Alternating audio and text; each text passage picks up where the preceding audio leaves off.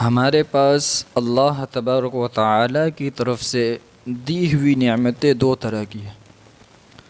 ایک نعمتیں وہ ہیں جو اختیاری ہے اور ایک نعمتیں وہ ہیں جو غیر اختیاری ہیں۔ اختیاری اور غیر اختیاری کا مطلب کیا ہے؟ اختیاری یعنی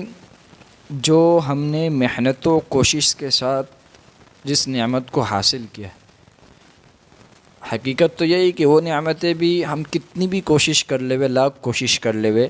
لیکن اللہ تبارک و تعالیٰ کے فضل اور اللہ تبارک و تعالیٰ کی مدد کے بغیر وہ نعمتیں حاصل نہیں ہو سکتی۔ تو در حقیقت وہ نعمت بھی اللہ تبارک و تعالیٰ کے فضل سے ہی حاصل ہوتی ہے، لیکن اس میں کچھ نہ کچھ بندوں کی محنت اور کوشش بھی ہوتی ہے۔ اور ایک نعمت غیر اختیاری ہے، یعنی جس کو حاصل کرنے میں ہماری کسی کوشش اور محنت کو دخل نہیں ہے، بلکہ اللہ تعالیٰ نے بغیر ہماری کسی کمائی، محنت اور کوشش کے یہ نعمت عطا فرمائی ہے۔ جیسے زندگی، جسم اور اس کے اندر لگے ہوئے سارے اعضاء، اور بھی بہت ساری نعمتیں ہیں جو انسانوں کو اللہ تعالیٰ کی طرف سے بغیر محنت و کوشش ملی ہے۔ ان کے اوپر اب دونوں نعمتوں کے شکریہ کا جو تقاضا ہے اور دونوں نعمتوں کی شکر گزاری کس طرح کی جائے کہ حقیقت میں شکر گزار بندہ کس طرح بنا جائے، تو سب سے پہلے چیز جو نعمت غیر اختیاری ہے، تو اللہ تبارک و تعالیٰ نے جو حقوق لازم کیے ہیں ہم پر اور جو ذمہ داریاں ہم پر عائد کی ہیں اللہ تبارک و تعالیٰ نے، ان نعمتوں کی وجہ سے ان کو پورے طور پر ادا کرے اور اس نعمت کے ذریعے اللہ تعالیٰ کی نافرمانی کرنا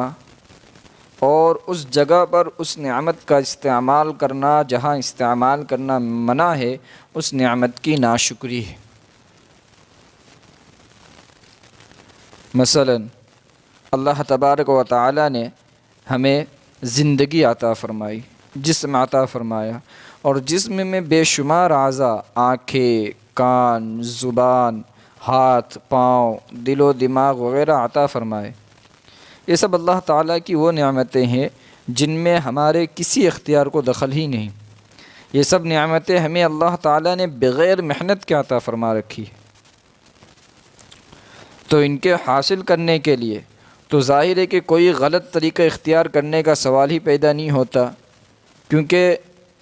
یہ اللہ تبارک و تعالیٰ کی طرف سے بغیر محنت اور بغیر کوشش کیے ہوئے ملی ہے۔ تو آدمی ان تمام نعمتوں کو اللہ تعالیٰ کی نافرمانی میں استعمال ہونے سے بچائے۔ مثلا اللہ تعالیٰ نے آنکھیں دی ہیں تو ان کو جہاں استعمال کرنے سے اللہ تعالیٰ نے منع فرمایا ہے، جیسے کہا گیا ہے کہ اللہ کے حرام کردہ چیزوں کی طرف نہ دیکھے، نامحرم کو مت دیکھیں، ناجائز تصویر کو مت دیکھ، تو ان جگہوں پر استعمال نہ کرنا اپنی چیز کو۔ اسی طرح اللہ تبارک و تعالیٰ نے زبان دی ہے تو اس کے ذریعے سے بولنے کی نعمت ہمیں عطا فرمائی ہے، تب اس زبان سے جتنی بھی نافرمانی کے کام ہو سکتے ہیں ان تمام کاموں سے آدمی اپنے آپ کو لازماً بچائے۔ یہی حال کانوں کا ہے، کانوں کی نعمت کے ذریعے سے سننے کی صلاحیت عطا فرمائی ہے، تو ہم کانوں کا اسی تمام چیزوں کے سننے سے روکے جن سے اللہ تعالیٰ کی نافرمانی لازم آتی ہے۔ اور اسی طرح اللہ تبارک و تعالیٰ نے جن کاموں سے اور جن چیزوں سے ہمیں رکنے کا کہا ہے، ہم ان چیزوں سے اپنے آپ کو، اپنے جسم کو روکے۔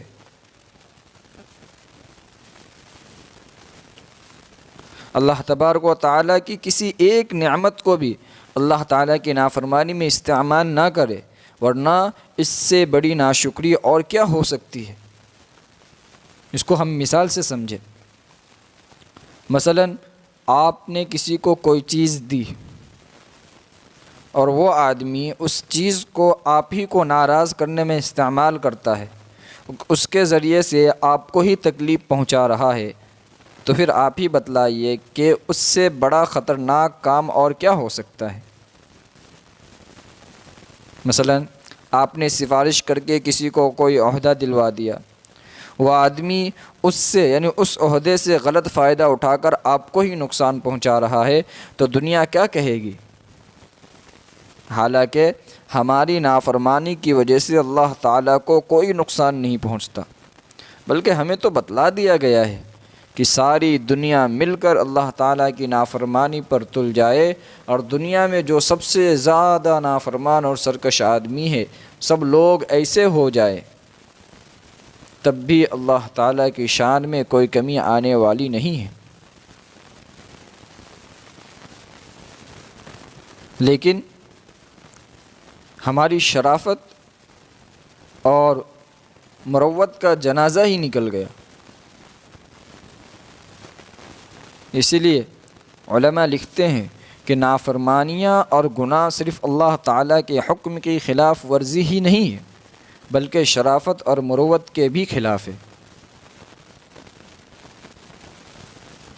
اس لیے تمام نعمتیں چاہے اختیاری ہو یا غیر اختیاری، ان کے سلسلے میں سب سے پہلا فریضہ ہم پر یہی عائد ہوتا ہے کہ ان کو اللہ تعالیٰ کی نافرمانی میں استعمال نہ کیا جائے۔ اللہ تعالیٰ نے زندگی کے دن، ہفتے، مہینے، ساعتیں اور گھڑیاں ہمیں عطا فرمائی، تو اب زندگی کے ان اوقات کو ہم گناہوں میں استعمال نہ کریں۔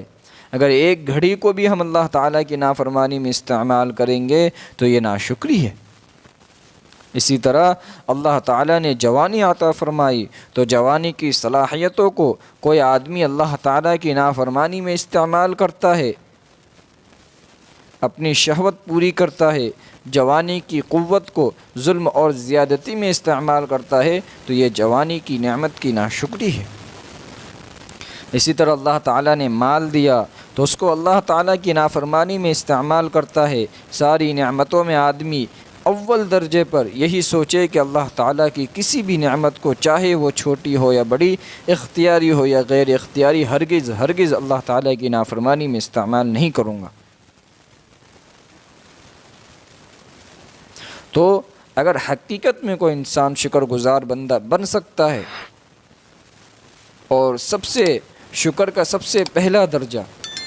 یہ ہے کہ انسان اللہ کی دی ہوئی نعمتوں کے ذریعے سے اللہ کی نافرمانی کرے، یہ ناشکری کا سب سے پہلا درجہ ہے۔ اور شکر کا سب سے پہلا درجہ یہ ہے کہ اللہ کی دی ہوئی نعمتوں کے ذریعے سے اللہ کی نافرمانی کردہ چیزوں سے، اللہ کے حرام کردہ چیزوں سے، اللہ کی طرف سے منع کی ہوئی چیزوں سے اپنے آپ کو بچائے۔ یہ سب سے شکر کا سب سے پہلا درجہ ہے۔ اور حقیقت میں شکر گزار بندہ بھی وہی ہے جو اپنے آپ کو اللہ کی دی ہوئی نعمتوں کے ذریعے سے اپنے آپ کو اللہ کی حرام کردہ چیزوں سے بچاتا ہے، جو اللہ کی نافرمانی سے اپنے آپ کو بچاتا ہے، یہ حقیقت میں شکر گزار